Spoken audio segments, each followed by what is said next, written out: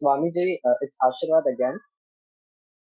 Swamiji, I have seen nowadays that there is a trend that people are becoming atheists. People find it cool among themselves. It's like so funky. It's cool कि आप अपने या किसी भी भगवान या किसी भी रिलीजन के से आप कुछ अलग अजीब सा कुछ बोलिए. Make a comment on that. Which I think, Swamiji, it's not really good nowadays. So I think that these people or the people who does this, they should be given some knowledge of spirituality. They actually they doesn't know the real meaning of spirituality. So Swamiji, what should be done in order to make them feel, make them sense, make them true sense of spirituality among themselves, so that they can experience the beauty of life, they can experience the beauty of living. So Swamiji, that was my question. See, if theism is about believing in a particular God, then spirituality is not at all theistic. Religion might believe in God and gods. Spirituality believes in no God. Spirituality believes in nothing. Spirituality is not at all about beliefs. Spirituality is about inquiry into the truth. And if a person does not believe in a fictional God, it is no problem as far as spirituality is concerned. Right? So a fellow might not believe in God, and that's all right. But for sure that fellow believes in himself. He may say that God does not exist. It's okay. But that fellow would admit that he does exist. So let's say there is someone by the name Rajiv. So Rajiv says God does not exist, and spirituality has no problems with that. Spirituality at no point says that you have to believe in a God. Spirituality is about the truth, not God at all. In fact, spirituality demolishes all gods. So Rajiv does not believe in God. He'll say, oh, there is no God. But will he also say there is no Rajiv? He will say Rajiv does exist. Right? Now, spirituality is about investigating who this Rajiv is. And when you go into who this Rajiv is, who says I am Rajiv, then you figure out that a lot of little petty useless things have come together to be bundled under the name of Rajiv. Lots of identities coming from miscellaneous places, a lot of random events, they all have come together to become Rajiv. Right? But then there is also a Rajiv who comes to know of all this. And this knowing, this understanding is not something that has come from somewhere. It is not something that can be borrowed. Why? Because all that is borrowed can be looked at by this understanding. Understanding is that which looks at all that you are not, all that you have just gathered and borrowed from here and there. Once you see clearly that that which you call as your existence is largely a borrowed bundle, a random basket,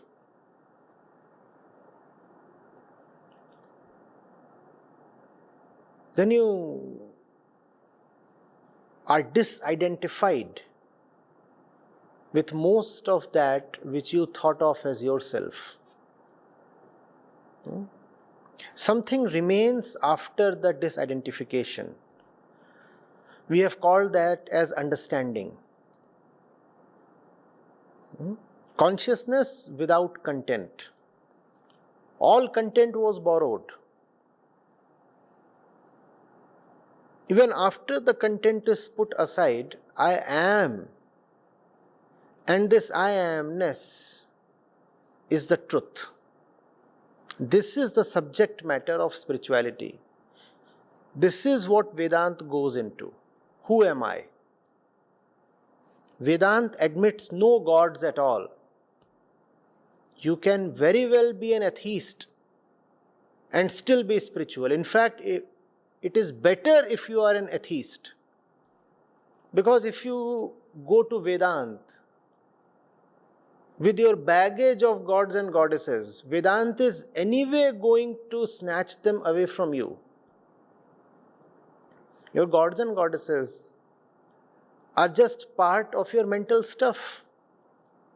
They are projections of your own ego. They are not the truth. Therefore, Vedanta does not talk of Ishwar or Bhagwan. It talks of Atma and Brahm. Devi, Devata, Ishwar, Bhagwan, God, Allah, or demigods. Vedanta scoffs at them. Vedanta says, truth, truth. What is the truth? Truth beyond the human mind.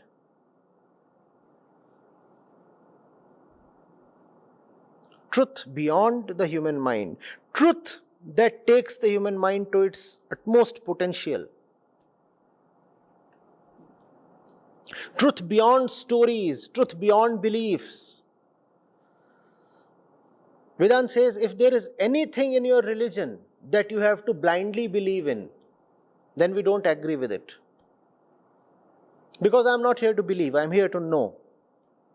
If your religious book opens with the injunction that you have to necessarily believe in such and such thing, then we reject that book.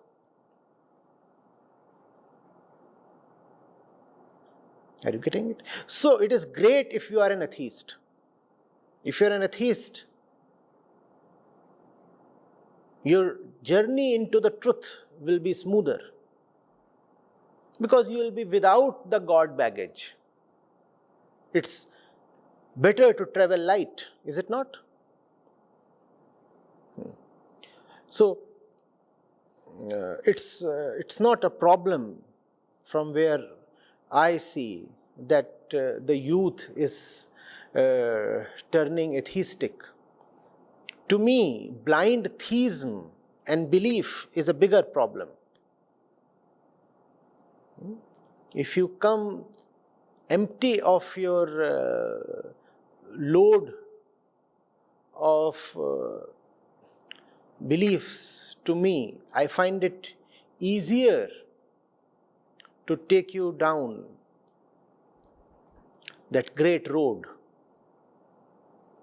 That great road to nowhere, that great road to no oneness. It is the believers that prove tricky to deal with, because their beliefs become so enmeshed with their identity. When their beliefs are questioned, they feel their very existence is being attacked. Vedanta is not for believers. Astha, Manyata, Vishwas, traditions, faith.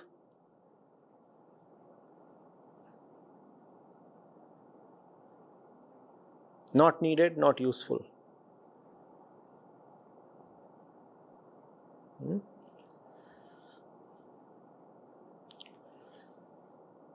Yes. Thank you, sir.